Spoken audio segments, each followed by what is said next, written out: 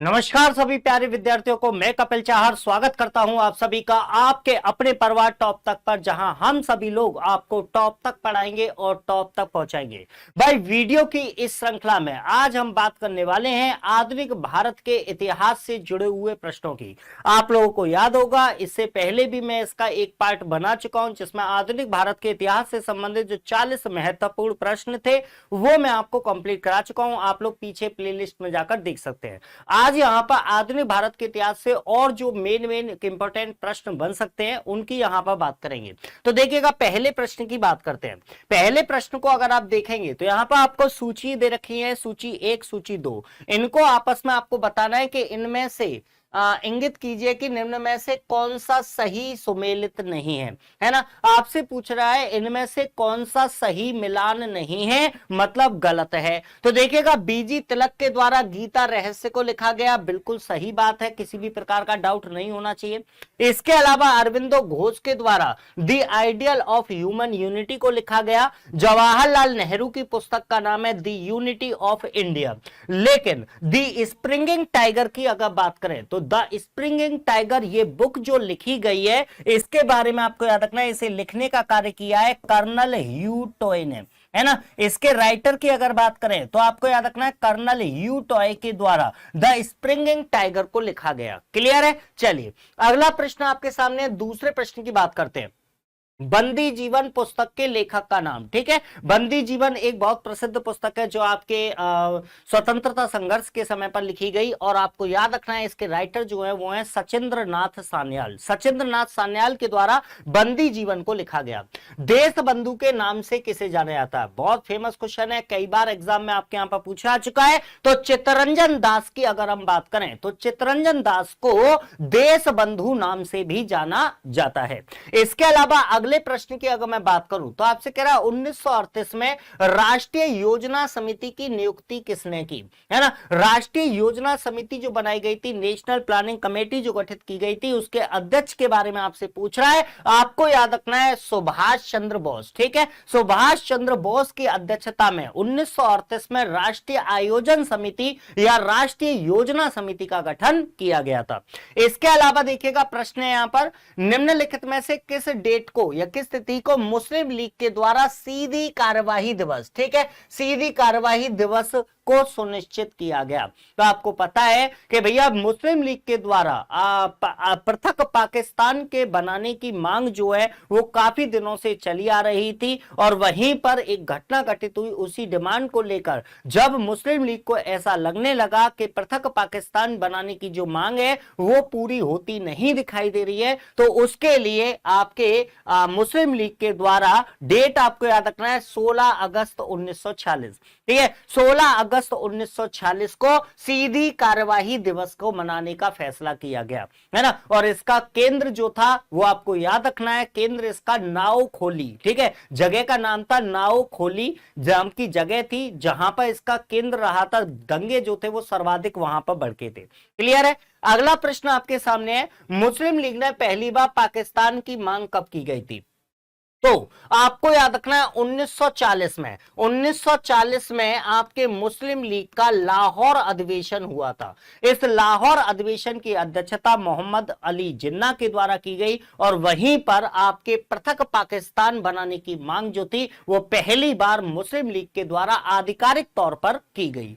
अगला प्रश्न आपके सामने है, CR फॉर्मूला जिसे राजगोपालाचारी योजना भी कहते हैं आप, इसका विरोध किसके द्वारा किया गया था। तो आपको याद रखना है राजगोपालाचारी फार्मूला जो था, CR फार्मूला जिसको हम लोग बोलते हैं, इसके प्रमुख विरोध करने वाले व्यक्तियों में आपको नाम याद रखना है मोहम्मद अली जिन्ना। मोहम्मद अली जिन्ना के द्वारा राजगोपालाचारी योजना को स्वीकार नहीं किया गया।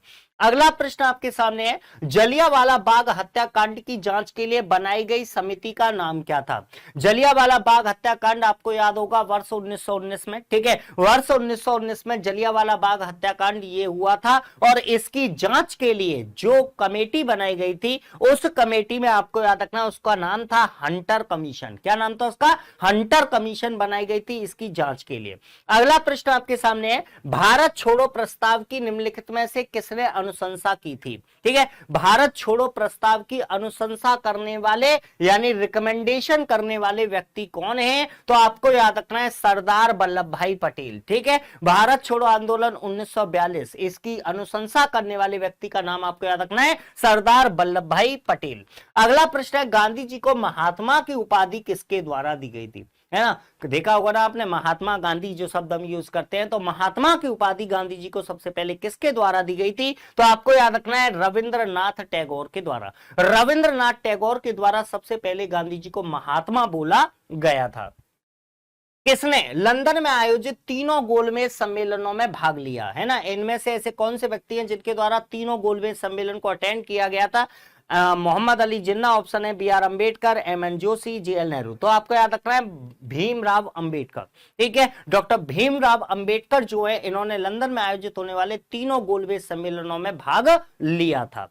अगला प्रश्न आपके सामने है, खुदाई खिदमतकारों का नेता कौन था? खुदाई खिदमतकार आपको पता है भाई, जो उत्तर पश्चिमी सीमा प्रांत थे वहां पर ये वाला आंदोलन चला था, और इसके आपको याद रखना है इसके प्रमुख व्यक्ति जो थे, इसके नेता के रूप में आपको नाम याद रखना है खान अब्दुल गफ्फार खान। खान अब्दुल गफ्फार खान के द्वारा खुदाई खिदमतगारों का नेतृत्व किया गया था।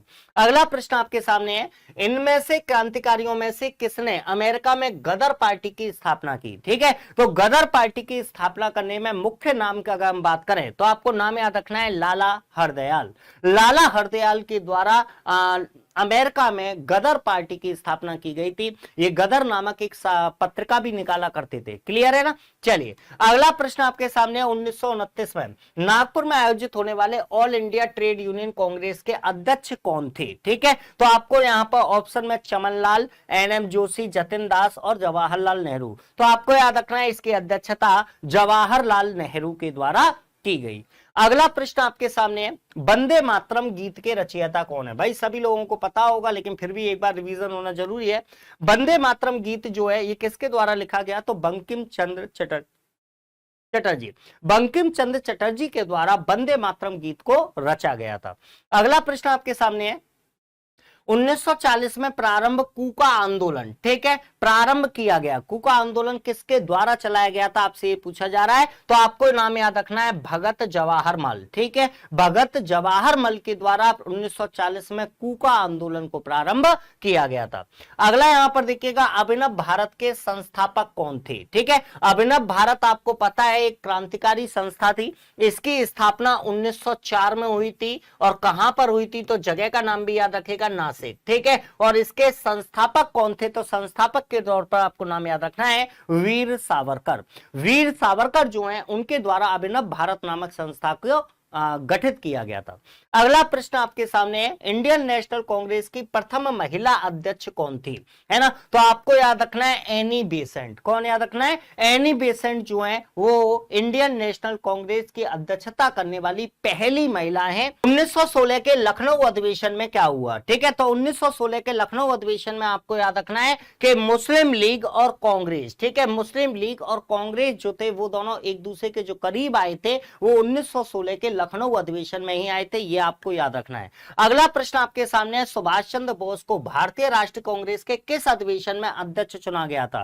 तो आपको याद रखना है त्रिपुरी। ठीक है, 1939 में जो आपके त्रिपुरी अधिवेशन हुआ था वहां पर उसके अध्यक्ष के रूप में सुभाष चंद्र बोस को चुना गया था, और उसी वजह से वहां पर जो कांग्रेस के लोग थे वो दो भागों में बट गए थे। कुछ लोग जो थे वो सुभाष चंद्र बोस के अध्यक्ष बनाए जाने को लेकर खुश थे, और कुछ लोग ऐसे थे जो इससे नाखुश थे। तो इसको त्रिपुरी संकट के नाम से भी जाना जाता है, और इसी के बाद सुभाष चंद्र बोस के द्वारा कांग्रेस को छोड़ दिया गया था, और आगे चलकर उनके द्वारा फॉरवर्ड ब्लॉक नामक एक संस्था का गठन किया गया था। अगला प्रश्न आपके सामने है, भारत में स्थानीय शासन को किसने प्रोत्साहित किया? तो भैया नाम याद रखेगा लॉर्ड रिपन का। लॉर्ड रिपन का नाम आपको याद रखना है। स्थानीय शासन का या स्थानीय स्वशासन का जनक भी कहा जाता है लॉर्ड रिपन को। अगला प्रश्न है, इंडियन एसोसिएशन के संस्थापक कौन थे? तो इंडियन एसोसिएशन नामक संस्था जो है इसके संस्थापक आपको नाम याद रखना है सुरेंद्र नाथ बनर्जी। कौन? सुरेंद्र नाथ बनर्जी इंडियन एसोसिएशन नामक संस्था के संस्थापक हैं। अगला प्रश्न है, किसने लंदन में ईस्ट इंडियन एसोसिएशन की स्थापना की? है ना, यहां पर देखिएगा ईस्ट इंडियन एसोसिएशन स्थापना कहां पर हो रही है? लंदन में हो रही है। तो इसके अध्यक्ष, आपके संस्थापक के रूप में आपको नाम याद रखना है दादा भाई नौरोजी का। किसका? दादा भाई नौरोजी का नाम आपको यहां पर याद रखना है। निम्न में से कौन प्रेस की स्वतंत्रता के समर्थक है? भाई बहुत फेमस क्वेश्चन है, कई बार आपके यहाँ पर ये वाला क्वेश्चन पूछा चुका है, और कई बार ये क्वेश्चन ऐसे भी पूछा जा चुका है कि प्रेस की स्वतंत्रता का जनक किसे कहा जाता है? तो आपको याद रखना है कि इसका आंसर जो है वो है चार्ल्स मैडकॉफ। चार्ल्स मैडकॉफ को प्रेस का मुक्तिदाता भी कहा जाता है। क्या? प्रेस का मुक्तिदाता भी कहा जाता है। क्लियर है? पहली रेलवे लाइन भारत में किसके समय में बिछाई गई? ठीक है, तो भैया नाम याद रखेगा लॉर्ड डलहौजी। ठीक है, लॉर्ड डलहौजी के काल में आपके पहली रेलवे लाइन को बिछाया गया था। और आपको पता है मुंबई से थाने के बीच में, मुंबई से थाने के बीच में प्रथम रेलवे लाइन को लॉर्ड डलहौजी के काल में बिछाया गया था। अगला प्रश्न आपके सामने है, भारतीय सिविल सेवा किसके काल में प्रारंभ हुई? तो आपको नाम यहां पर याद रखना है कॉर्नवालिस। लॉर्ड कॉर्नवालिस का नाम आपको याद रखना है। लॉर्ड कॉर्नवालिस को सिविल सेवा का जनक के नाम से भी जाना जाता है। अगला प्रश्न आपके सामने है, भारत का प्रथम गवर्नर जनरल कौन था? ठीक है, तो नाम याद रखेगा वॉरेन हेस्टिंग्स। वॉरेन हेस्टिंग्स जो है ये हो जाएंगे भारत के प्रथम गवर्नर जनरल। अगला प्रश्न है, कल्पना दत्त, है ना, क्रांतिकारी थे, आपको पता ही है कल्पना दत्त। कल्पना दत्त का संबंध इनमें से किससे था? तो आपको याद रखना है इनका संबंध इंडियन रिपब्लिक आर्मी से था। किससे? इंडियन रिपब्लिक आर्मी से संबंधित थी कल्पना दत्त। इसके अलावा अगला प्रश्न है, अभिनव भारत का संस्थापक कौन था? ठीक है, अभिनव भारत नामक संस्था की अगर हम बात करें तो आपको यहां पर याद रखना है कि अभिनव भारत नामक संस्था जो है इसकी स्थापना वीर सावरकर के द्वारा की गई थी। तो बात कर लेते हैं कि कांग्रेस का जन्म सेफ्टी वाल्व के रूप में हो रहा है, निम्नलिखित में से यह कथन किसका है? ठीक है, तो आपको यह याद रखना है जब कांग्रेस का गठन हुआ था तो कांग्रेस के गठन के समय पर दो प्रकार के सिद्धांत दिए गए थे, जिसमें कहा गया था कि कांग्रेस का गठन जो है, कुछ लोगों का कहना था कि सेफ्टी वाल्व के तरीके से किया रहा, और कुछ लोगों का मानना यह था कि कांग्रेस का गठन जो है वो प्रेशर कुकर के तहत किया रहा है, प्रेशर कुकर की तरह किया रहा है। एक तरीके से आप ये कह सकते हैं कि बेसिकली यहां पर सेफ्टी वाल्व का मतलब क्या है? सेफ्टी वाल्व का मतलब यह है कि वेडरबर्न जो महोदय, वेडरबर्न का मानना यह है कि कांग्रेस जो बनाई गई थी, कांग्रेस को बनाने के पीछे रीजन ये था कि भारतीय लोगों के बीच में जो उबाल बढ़ रहा है, उस उबाल को निकलने का एक रास्ता हम लोगों ने कांग्रेस के माध्यम से उन्हें प्रदान कर दिया है। तो इस तरीके से माना गया कि इसको सेफ्टी वाल्व के रूप में हो रहा है। यह कथन किसका है? तो आपको नाम याद रखना है वेडरबर्न के द्वारा यह कथन कहा गया। इसके बाद इंग्लैंड में फ्री इंडिया सोसाइटी की स्थापना किसने की? ठीक है, तो इंग्लैंड के अंदर आपको याद रखना है फ्री इंडिया सोसाइटी की अगर हम बात करें तो इसमें आपको दादा भाई नौरोजी का नाम विशेष तौर पर याद रखना है। इसके अलावा आजाद हिंद फौज का संगठन कहां पर हुआ था? ये सिंगापुर में हुआ है। और भैया इसके बाद अगर हम बात करें तो किस गवर्नर जनरल द्वारा सती प्रथा का उन्मूलन किया गया? तो सती प्रथा का उन्मूलन किसके समय पर किया गया था? तो आपको नाम याद रखना है लॉर्ड बेंटिक के समय। किसके? लॉर्ड बेंटिक के समय 1829 ईस्वी में सती प्रथा का उन्मूलन किया गया था। अब भारतीय राष्ट्रीय कांग्रेस के प्रथम अध्यक्ष कौन थे? व्योमेश चंद्र बनर्जी या डब्ल्यू.सी. बनर्जी, नाम आपको याद रखना है। ब्रिटिश शासन में ब्रिटेन के केवल एक ही राजा ने भारत की यात्रा की और अपना एक भव्य दरबार लगाया था, वह राजा कौन से थे? तो आपको याद रखना है जॉर्ज पंचम वो राजा थे जिनके लिए यहाँ पर एक भव्य दरबार का आयोजन किया गया था। यहां पर आपको याद रखना है भाई स्टैटिक जीके का क्रैश कोर्स, ये आपको टॉप तक एप्लीकेशन पर मिल जाएगा, जिसके अंतर्गत आपको 1000 से ज्यादा प्रश्नों की सूची देखने को मिलेगी। इसके अलावा इससे संबंधित पीडीएफ आपको टॉप तक एप्लीकेशन पर यूट्यूब पीडीएफ नाम से ऑप्शन मिलेगा, यहां से आप इसकी पीडीएफ को प्राप्त कर सकते हैं। जिन लोगों का मैथमेटिक्स कमजोर है उन लोगों के लिए स्पेशल राहुल सर के द्वारा मैथ्स का बाप कोर्स चलाया जा रहा है, जो आपको टॉप तक एप्लीकेशन पर प्राप्त हो जाएगा।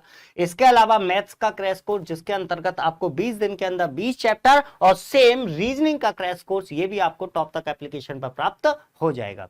वीडियो यदि पसंद आई हो तो इसे लाइक और शेयर करना मत भूलिएगा, चैनल को सब्सक्राइब करना मत भूलिएगा। नेक्स्ट वीडियो में नई इंफॉर्मेशन के साथ दोबारा आपसे मुलाकात करूंगा, तब तक के लिए जय हिंद, जय भारत।